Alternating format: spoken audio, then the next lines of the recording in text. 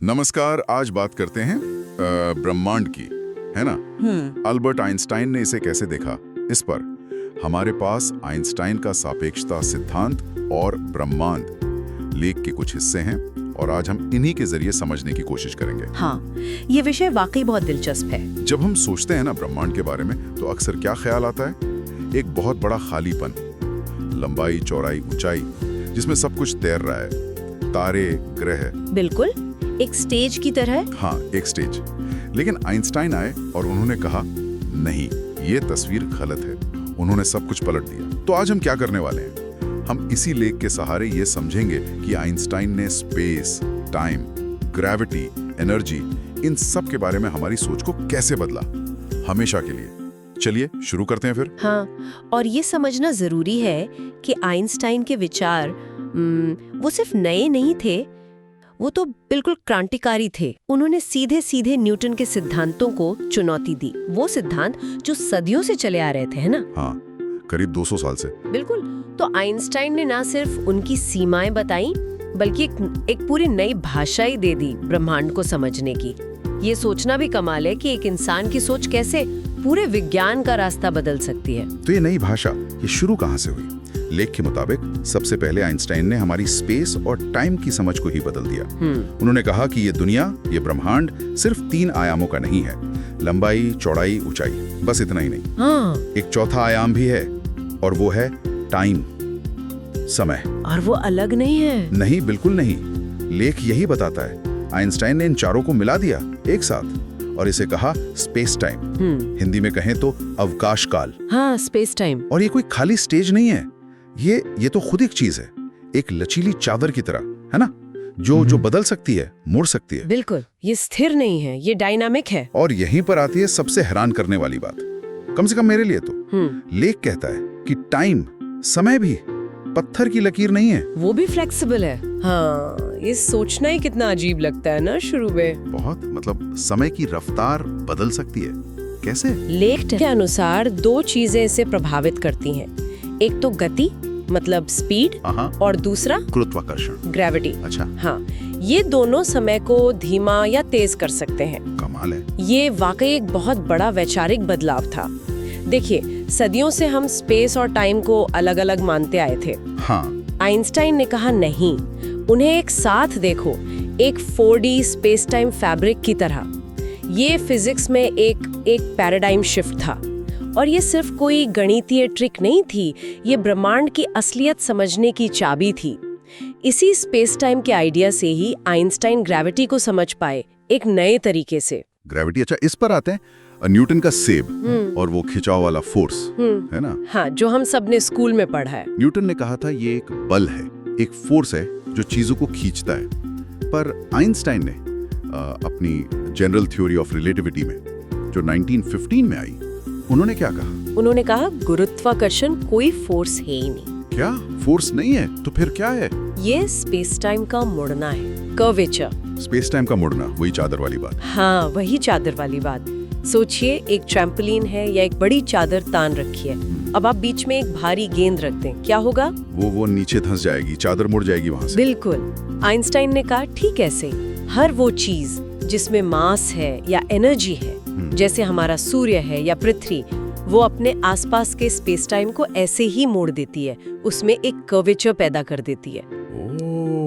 तो होता क्या है कि ग्रह या कोई और छोटी चीज वो असल में सीधी ही चलने की कोशिश करती है। हाँ, इनर्शिया की वजह से। सही, पर क्योंकि उसका रास्ता यानी स्पेस टाइम खुद ही मुड़ा हुआ है, तो वो उस मुड़े हुए रास्ते पर चलती है और हमें लगता है कि वो घूम रही है। अच्छा, तो पृथ्वी सूरज के चारों ओर इसलिए घूमती है क्योंकि सूरज ने स्पेस टाइम को मोड़ दिया है, कोई रस्सी से नहीं खींच रहा। नहीं, कोई रस्सी नहीं, बस स्पेस टाइम की ज्योमेट्री है। पृथ्वी के लिए सीधा रास्ता ही वो घुमावदार ऑर्बिट बन गया है। वाह। और लेख के मुताबिक यही वजह है कि चांद पृथ्वी के चारों ओर घूमता है। ये कोई रहस्यमयी खिंचाव नहीं, ये स्पेस टाइम का आकार है। ये तो बहुत ही एलिगेंट एक्सप्लेनेशन है। मतलब बल नहीं, बस ज्यामिति। हाँ, है ना। और ये सिर्फ एलिगेंट ही नहीं, इसने ऐसी चीजों की भविष्यवाणी की जो न्यूटन का सिद्धांत नहीं कर सकता था। जैसे कि प्रकाश का गुरुत्वाकर्षण से मुड़ना। प्रकाश वो भी मुड़ता है? हाँ, आइंस्टाइन की थियरी कहती है कि जब प्रकाश किसी भारी चीज के पास से गुजरता है, जैसे सूरज, तो उसका रास्ता थोड़ा मुड़ जाता है, क्योंकि स्पेस टाइम मुड़ा हुआ है ना। और ऐसा होता है? देखा गया है? हाँ, बिल्कुल देखा गया है। सूर्य ग्रहण के समय जब दूर के तारों का प्रकाश सूरज के पास से आता है तो वो मुड़ जाता है। ये स्पेस टाइम के मुड़ने का सीधा सबूत है। कमाल। अच्छा, आइंस्टाइन यही नहीं रुके। स्पेस टाइम, ग्रेविटी, इसके बाद उन्होंने एनर्जी और मास पर भी कुछ कहा था, है ना? वो मशहूर समीकरण E = mc²। हाँ, E = mc²। हर कोई जानता है इसे, पर इसका मतलब क्या है? लेख बताता है इसका सीधा मतलब है कि मास यानी द्रव्यमान m और एनर्जी यानी ऊर्जा E, ये दो अलग-अलग चीजें नहीं है। नहीं, ये एक ही चीज के दो रूप हैं और ये एक दूसरे में बदल सकते हैं। हाँ, और समीकरण में C क्या है? प्रकाश की गति। हाँ, जो बहुत बहुत तेज है, बहुत ज्यादा, और उसका स्क्वायर c² तो और भी बड़ा नंबर हो गया। हाँ। तो इसका मतलब क्या हुआ कि बहुत थोड़े से मास में भी बहुत ज्यादा, मतलब अविश्वसनीय मात्रा में एनर्जी छिपी हुई है। लेख यही बताता है कि इसी सिद्धांत से आगे चल के एटम बॉम्ब बना और न्यूक्लियर एनर्जी भी इसी पर आधारित है। तो मतलब जरा से पदार्थ में भयंकर ऊर्जा। बिल्कुल। और अगर हम इसे वापस स्पेस टाइम से जोड़ें, तो E = mc² का मतलब ये भी है कि सिर्फ मास ही नहीं, एनर्जी भी स्पेस टाइम को मोड़ सकती है। अच्छा, क्योंकि वो एक ही चीज है। हाँ। अगर मास स्पेस टाइम को मोड़ता है और एनर्जी और मास एक ही है, तो एनर्जी को भी मोड़ना चाहिए। इसका मतलब है कि ब्रह्मांड में हर चीज, हर कण, हर प्रकाश की किरण अपने एनर्जी फील्ड से स्पेस टाइम को प्रभावित कर रही हैं। ये सब कितने गहरे जुड़े हुए हैं। स्पेस, टाइम, मैटर, एनर्जी, सब मिलकर इस ब्रह्मांड का ताना बाना बुनते हैं। ये सब जोड़कर देखने पर एक और बहुत अजीब सी बात निकलती है। लेख में इसका जिक्र है टाइम डायलेशन। हाँ, टाइम डायलेशन, समय का फैलना या धीमा होना। ये तो बिल्कुल साइंस फिक्शन जैसा लगता है पर है नहीं। ये आइंस्टाइन की थ्योरी का एक वास्तविक नतीजा है और इसे प्रयोगों से साबित भी किया जा चुका है। कैसे? हाँ, कई तरीकों से, पर लेख इसके दो मुख्य कारण बताता है। पहला, स्पीड, गति। हाँ, अगर कोई चीज बहुत तेजी से चले, खास तौर पर प्रकाश की गति के करीब, तो उसके लिए समय धीमा बीतता है। किसके मुकाबले? किसी ऐसे व्यक्ति के मुकाबले जो स्थिर है या धीरे चल रहा है। मतलब आप स्पेसशिप में बैठकर लगभग लाइट स्पीड से जाएं और वापस आएं, तो शायद आपके लिए कुछ साल बीते हों, पर पृथ्वी पर सदियां बीत चुकी होंगी। अरे बाप रे। और दूसरा कारण है ग्रेविटी, गुरुत्वाकर्षण। ग्रेविटी से भी समय धीमा होता है? हाँ, जहाँ ग्रेविटी ज्यादा मजबूत होती है, वहाँ समय ज्यादा धीरे चलता है। जैसे लेख कहता है ब्लैक होल के पास, वहाँ ग्रेविटी इतनी ज्यादा है कि समय बहुत बहुत धीमा हो जाता है बाहर की दुनिया के मुकाबले। और यहाँ पृथ्वी पर? यहाँ भी होता है, पर बहुत मामूली सा। हमारे पैरों के पास का समय हमारे सिर के पास के समय से थोड़ा सा धीमा चलता है, क्योंकि पैर जमीन के यानी पृथ्वी के सेंटर के ज्यादा करीब है। सच में? ये तो पता ही नहीं था। हाँ, और ये सिर्फ थ्योरी नहीं है। हमारे जीपीएस सैटेलाइट्स को ठीक काम करने के लिए इसे ध्यान में रखना पड़ता है। जीपीएस को कैसे? सैटेलाइट्स तेज चल रहे हैं तो उनके लिए समय धीमा होना चाहिए, है ना? हाँ। पर वो पृथ्वी की ग्रेविटी से दूर भी है, तो उस वजह से समय तेज होना चाहिए। अच्छा, दोनों असर हैं। हाँ, और इन दोनों का जो नेट असर होता है वो ये कि सैटेलाइट्स पर घड़ियां जमीन की घड़ियों से थोड़ी तेज चलती हैं। अगर इस फर्क को ठीक न किया जाए तो जीपीएस कुछ ही घंटों में किलोमीटरों से गलत लोकेशन बताने लगेगा। अरे, तो ये टाइम डायलेशन तो हमारी रोजमर्रा की टेक्नोलॉजी में भी इस्तेमाल हो रहा है। बिल्कुल, और ये हमारी समय की जो समझ है ना, हाँ। उस पर गहरा सवाल उठाता है। कैसे? हम सोचते हैं समय एक नदी है, सबके लिए एक ही रफ्तार से बह रही है, एक यूनिवर्सल क्लॉक। हाँ, एक एब्सोल्यूट टाइम। पर आइंस्टाइन ने दिखाया, और ये लेख भी यही समझाता है, कि समय एब्सोल्यूट नहीं है, ये रिलेटिव है, सापेक्ष है। ये इस पर निर्भर करता है कि आप कहाँ हैं और कितनी तेजी से चल रहे हैं, समय भी स्पेस टाइम के ताने बाने का एक लचीला हिस्सा है। तो ये सारे विचार, स्पेस टाइम, ग्रेविटी का मुड़ना, E=mc², टाइम डायलेशन, इन सब ने मिलकर ब्रह्मांड के बारे में हमारी समझ को कैसे बदला? लेख क्या कहता है? कई बड़ी बातें पता चली। जैसे? पहली तो ये कि ब्रह्मांड स्थिर नहीं है, वो फैल रहा है, एक्सपैंडिंग यूनिवर्स। आइंस्टाइन के समीकरणों से ये पता चला। हाँ, उनके समीकरण यही इशारा कर रहे थे। बाद में खगोलविदों ने इसे देख भी लिया, गैलेक्सियां आम से दूर जा रही हैं।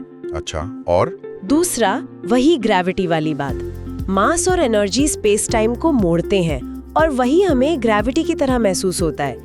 इसने ग्रहों के रास्ते, प्रकाश के मुड़ने, सब को समझाया। ठीक है। तीसरा, ब्लैक होल्स।